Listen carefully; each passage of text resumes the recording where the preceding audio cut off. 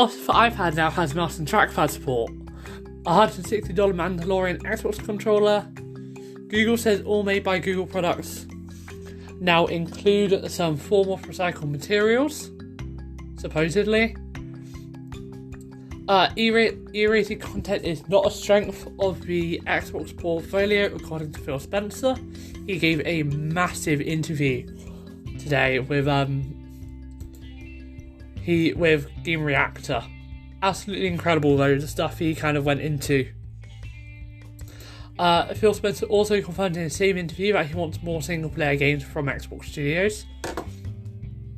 And he also said that some other stuff about bringing things to other consoles, I'm not going to go too deeply into it, but basically, the long and short of what he said is, yeah, we have it. Yeah, we could do it if we wanted to, but right now they're aiming for iOS, and then they're aiming for PC. With Switch and PlayStation kind of being after iOS and PC. Because the thing is, with streaming especially, once you got Android, iOS, and computers, you kind of have everything. There's no, there's no real, most people have one of those devices in their house. So by that point, you don't need to worry too much about getting into other areas. Now, as for Phil Spencer and how he wants more single-player games, he says that they've grown to be more multiplayer-driven. Phil Spencer, for those who don't know, he's head of Xbox, and he has put a massive push on just kind of upping the amount of first-party games. He's currently playing, currently finished playing Tell Me Why by Don't Nod Entertainment. And Spencer went on to point out that single player games have, quote, a beginning, middle, and end quote. Because he thinks that it's better to have a diversity of games in the service than just one game that everybody is playing. His exact quote is that, start quote, the last thing I want in Game Pass is that there's one game that everybody is playing forever. That's not a gaming content subscription, that's a one game subscription. That's World of Warcraft, right? End quote. So, he's basically saying that he wants there to be games for everyone to kind of go in and out of. With Destiny being in there, they do kind of take away from that, but they also really show that, actually.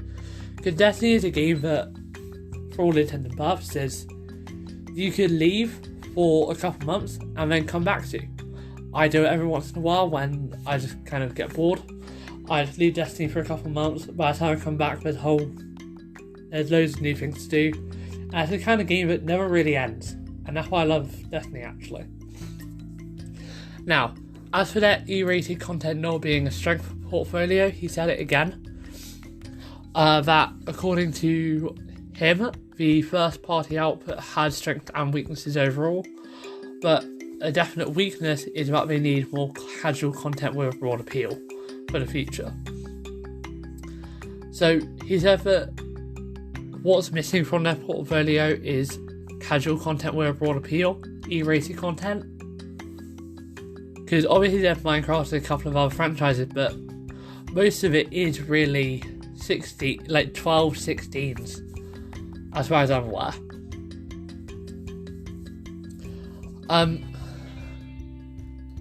Yeah, they got enough that they can do. I'm sure they will do something about it. But it's definitely going to be good. So, that's kind of Xbox and what they're thinking. Let's go on to Office for iPad and more generalised tech news.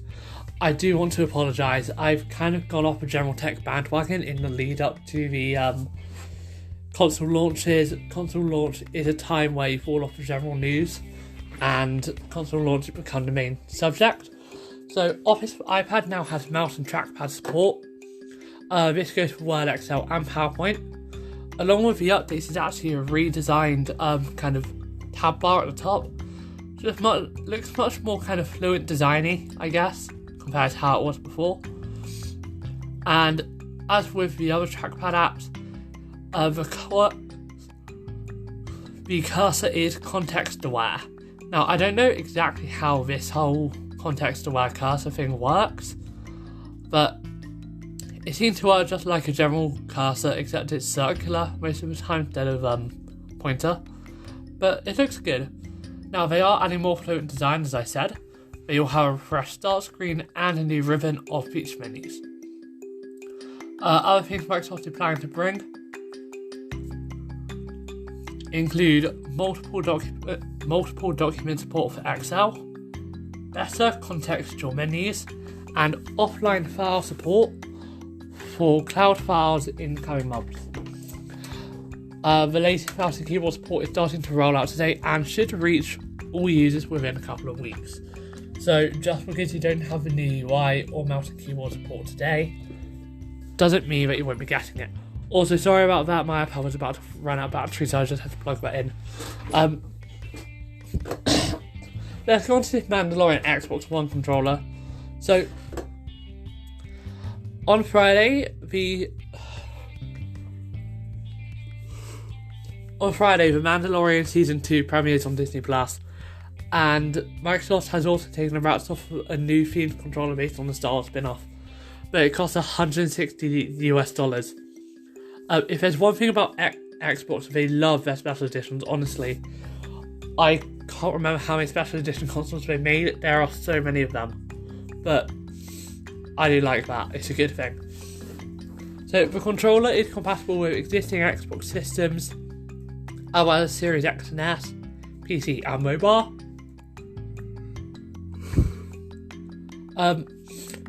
It's got a design and pattern reminiscent of Beskar steel, obviously not made from the real thing, because that's kind of fantasy material, but it comes with similarly themed Xbox Pro charging stand, but that's all you get really, just the extra theming. Now, the standard prices for the controller and charging stand are $60 and $40 respectively, so you're paying an extra $60 just to get a Mandalorian theme on this. And it's also not launching until December 31st. But it's definitely looking good, and I gotta say, I do like the look of it. Made by Google products, and them all including recyclable materials. So last year, Google made a pledge that by 2022 it would include recycled materials in all of its Made by Google products. The company has hit one of its goals ahead of schedule, as all Pixel and Nest devices are now designed with recycled materials. I think that means all new Made by Google materials are now, as far as I can tell, what this means. Now, Google said in September it would run its operation carbon-free by 2030. And it had purchased enough carbon offsets to cancel out the company's carbon dioxide emissions since its founding in 1998. It's been carbon neutral since 2007. The emissions it generates burning fossil fuels are offset by investments in renewable energy and other initiatives. I guess, that is how it works actually.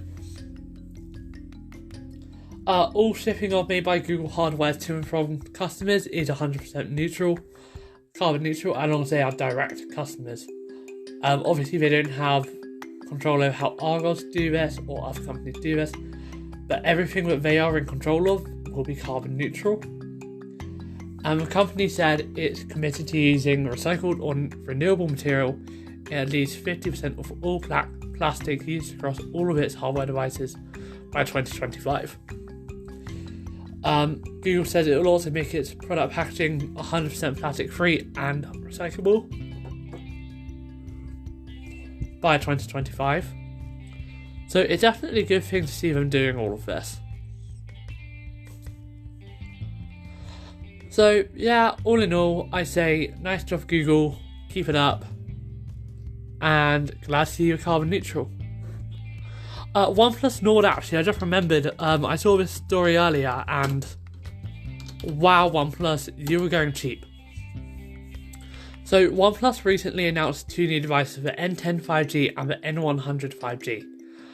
These devices are the cheapest phones they have ever released,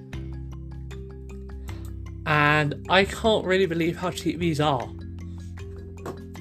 The N10 is... so the OnePlus Nord that currently exists is £380.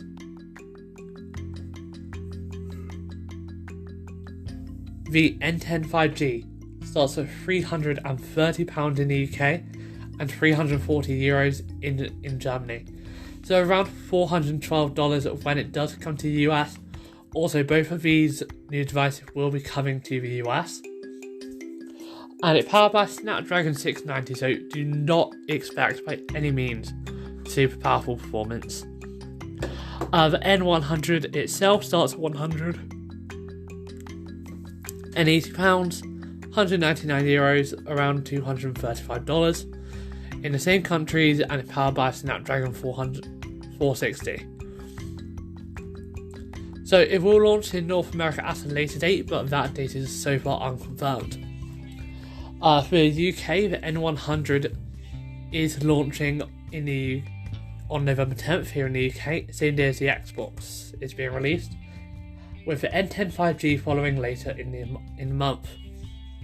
The N10 5G has a 6.49 inch 90Hz display. Insane at this price point. As the name suggests, the N10 5G is a 5G handset with 6 gigs of RAM and 128 gigs of expandable storage. It has a slightly bigger screen than the more expensive OnePlus Nord, but not drastically. The fingerprint sensor is rear mounted compared to in-display, but there are dual stereo speakers which was missing from the Nord, and it can be charged with Warp Charge 30T, which is 4,300 mAh battery. However, it comes with Android 10. Comes with Android 10 out of the box. Come on, Android 11's been out for a couple months now. I'm sorry. Okay. Anyway, the N100 is the lower end of the two devices with a 6.52 inch display and stereo speakers. It's got a 500 mAh battery, but it can only be fast charged up to 18 watts, so definitely a downgrade. RAM and storage are reduced, 4GB of RAM, 64 of storage. Is 4G compared to 5G, a 1 rear camera for a triple camera setup, with a 13 megapixel main camera and 2 additional cameras for portrait and macro shots. Has a rear mounted fingerprint sensor and runs Android 10 out of the box. So,